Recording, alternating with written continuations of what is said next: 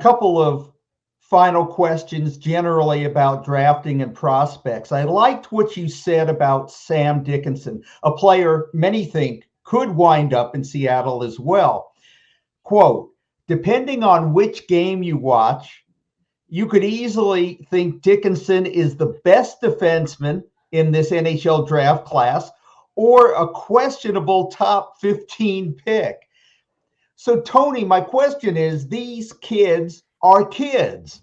How could anyone at any of the 32 draft tables at Sphere really know what they're getting with the players they choose? At the end of the day, you really don't. You do a lot of work. You watch countless games, the way I have, the way NHL teams have, the way other people in the business have, and you do your best bet. One thing I found really valuable is interviewing players and getting their take on plays that they've made throughout the season. So something I'll do is put video of a highlight of their games and put it up on the screen for them and let them kind of talk me through what they're thinking in that moment and what they're looking at in this play. And my favorite thing is when a guy will go, oh, well, I should have done this actually. And it shows that they're willing to not only critique their game, but try to grow from it and try to work on things. So I think they've got Sam Dickinson specifically is a fantastic player. He's got all the tools you want. It's just he's a guy that doesn't always put them all together at the same time. One game you'll see him have an impressive offensive performance. Another game you'll see him shut the other team down. But you never really see all of the things all at once. So if he can kind of round those things into form and get things a little bit more consistent in that regard, he could be absolutely the best defenseman in this draft class. It's just going to be about finding a way to put everything together all at the same time. A different type of draft ranking I'd like to get from you. Which NHL teams do you feel do it right when it comes to drafting, and which teams need to up their game? I think I'll start with the team that needs to up their game, and the team that immediately came to mind when you said that was the Ottawa Senators. I think they've made some questionable decisions in the past few years, and they've got a new regime coming in. So that's always a good sign. This new regime starts fresh.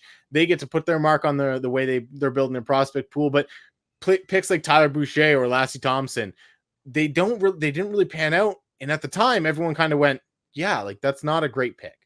And in hindsight's 2020, maybe those guys ended up being fantastic. It could have been a number of things on or off the ice that led them to not being the player that they once believed they could be. But for the most part, Ottawa seemed to struggle. That 2020 draft class with Tim Stützle and Ridley Gregg and Jake Sanderson have really done a lot of the heavy lifting. And for a team that hasn't made the playoffs in quite a while, their pipeline is just about as bare as anyone's. As for the teams that do a really good job, I think Chicago's turned it around with the new regime there. They've done a really good job, in my opinion. I think a team like Philadelphia has done a really interesting job because the way they went and targeted Matvei Michkov, they didn't worry about the Russian factor and some of the other things people were worried about. And then Carolina Hurricanes always seem to go and get guys in the mid rounds that end up being really high-end offensive performers or being guys that can bring some skill to the game. They take the gambles. And I think in the mid rounds, take the gamble because that's the guy that could maybe be that second first line player rather than a guy that doesn't really play in the NHL at all or ends up being an AHL All-Star. Last one, the great debate. Where do you fall on the analytics versus eye test? Because you've said that you won't write about a prospect that you haven't seen yourself. Yeah, my thing is both are tools. I think you have to watch the players at the end of the day. Some player could be putting up incredible analytical results in the MHL and Russian Junior League. And you go, man, this player is fantastic. I must put him in the top 10. At the end of the day, that's a league that isn't quite the same quality as the CHL or the USHL. On the other hand, a league like the USHL is one of the most underrated leagues. So maybe a player's not putting up the best results there, but when you watch him, you see what he's doing. You see what he's able to do. With that said, I think analytics have made their way into sports, whether a lot of people like to believe it or not, and they're a really valuable tool. And I think everything's part of the puzzle.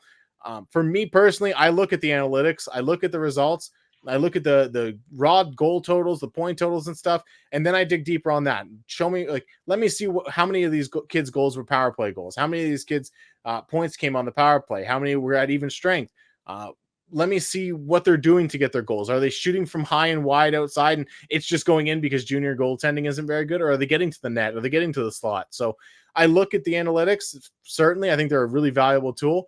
but I also have to watch these kids at the end of the day. You can't make any math formulas at the end of the day aren't going to win you any Stanley Cups. So you got to look at these players on the ice and what they're doing, because a guy like Tarek Parasak has put up a ton of points this year, but there's a lot of flaws in some of his skating and some of the processing of his game that make you go, maybe he's not a guy that I'm taking in the top 15, despite putting up over 100 points in WHL this season.